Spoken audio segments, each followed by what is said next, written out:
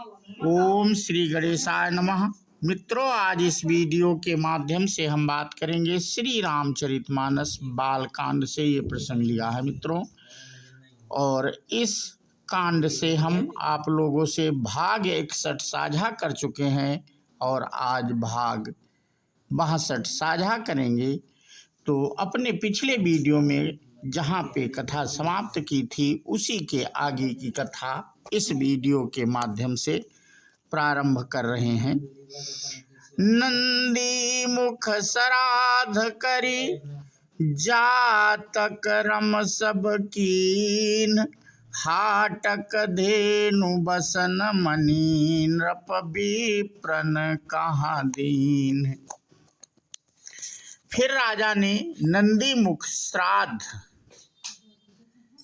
करके सब जात कर्म संस्कार आदि के और ब्राह्मणों को सोना, गौ, वस्त्र, मणियों का दान दिया।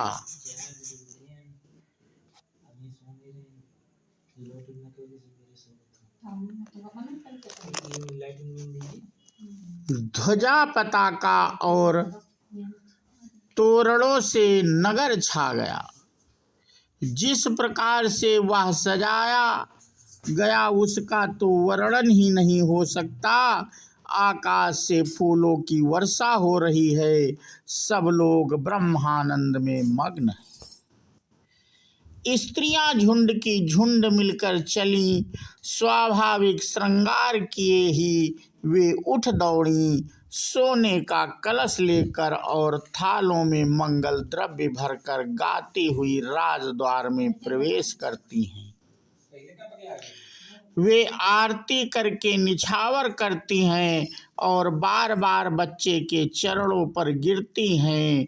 मागध, सूत, बंदी जन और गवैये रघुकुल के स्वामी के पवित्र गुणों का गान करते हैं। राजा ने सब किसी को भरपूर दान दिया। जिसने पाया उसने भी नहीं रखा। लुटा दिया। नगर की सभी गलियों के बीच बीच में कस्तूरी, चंदन और केसर की कीच मच गई। ग्रह ग्रह बाज बधाव शुभ, प्रगटे सुषमा कंद, हरसवंत सब जहाँ जहाँ, नगर नारी नर नर वृंद। घर घर मंगलमय बधावा बजने लगा, क्योंकि सौभाग्य के मूल भगवान प्रकट हुए हैं। नगर के स्त्री पुरुषों के झुंड जहाँ तहाँ आनंद मग्न हो रहे हैं। कैकेयी और सुमित्रा, इन दोनों ने भी सुंदर पुत्रों को जन्म दिया। उस सुख, संपत्ति, समय और समाज का वर्णन सरस्वती और सर्पों के राजा शेष जी भी नहीं कर सकते। अवधपुरी में इस प्रकार सुशोभित हो रही हैं, मानो रात्रि प्रभु से मिलने आई हो और सूर्य को देखकर मानो मन में सकुचा गई हो, परंतु फिर भी मन में विचार कर वह मानो संध्या बनकर रह गई हो। अगर की धूप का बहुत सा धुआं मानो संध्या का अंधकार है, और जो अबीर उड़ रहा है वह उसकी ललाई है। महलों में जो मणियों के समूह हैं वे मानो तारागण हैं। राजमहल का जो कलश है वही मानो श्रेष्ठ चंद्रमा है। राजभवन में जो अति कोमल वाणी से वेद ध्वनि हो रही है वही मानो समय से समयानुकूल सनी हुई पक्षियों की चहचहाहट है। यह कौतुक देखकर सूर्य भी अपनी चाल भूल गए। 1 महीना उन्होंने जाता हुआ ना जाना, अर्थात उन्हें 1 महीना वही बीच में बीत गया। मास दिवस कर दिवस भा, मरम न जाने कोई, और रथ समेत रवि था क्यों, निशा कवन विधि होई। महीने भर का दिन हो गया। इस रहस्य को कोई नहीं जानता। सूर्य अपने रथ सहित वहीं रुक गए। फिर रात किस तरह होती है, यह रहस्य किसी ने नहीं जाना। सूर्यदेव भगवान श्री राम का गुणगान करते हुए चले। यह महोत्सव देखकर देवता, मुनि और नाग अपने भाग्य की सराहना करते हुए अपने अपने घर चले। हे पार्वती, तुम्हारी बुद्धि श्री रामचंद्र जी के चरणों में बहुत दृढ़ है, इसलिए मैं और भी अपनी एक चोरी छिपाव की बात कहता हूँ। सुनो, काक भुसुंडी और मैं दोनों वहाँ साथ साथ थे, परंतु मनुष्य रूप में होने के कारण हमें कोई जान न सका। परम आनंद और प्रेम के सुख में फूले हुए हम दोनों मग्न मन से मस्त हुए गलियों में तन मन सुध भूले हुए फिरते थे।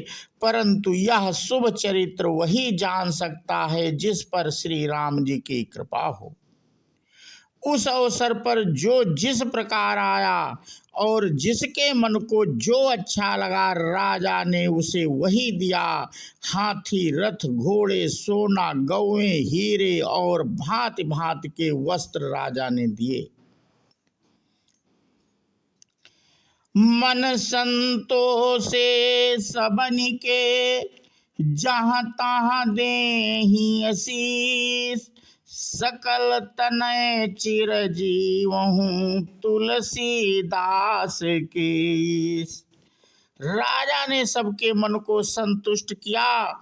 इसी से सब लोग जहाँ जहाँ आशीर्वाद दे रहे थे कि तुलसीदास के स्वामी सब पुत्र चारों राजकुमार चिरंजीवी दीर्घायु हों। इस प्रकार कुछ दिन बीत गए। दिन और रात जाते हुए जान नहीं पड़ते। तब नामकरण संस्कार का समय जानकर राजा ने ज्ञानी मुनि श्री वशिष्ठ जी को बुलाकर भेजा।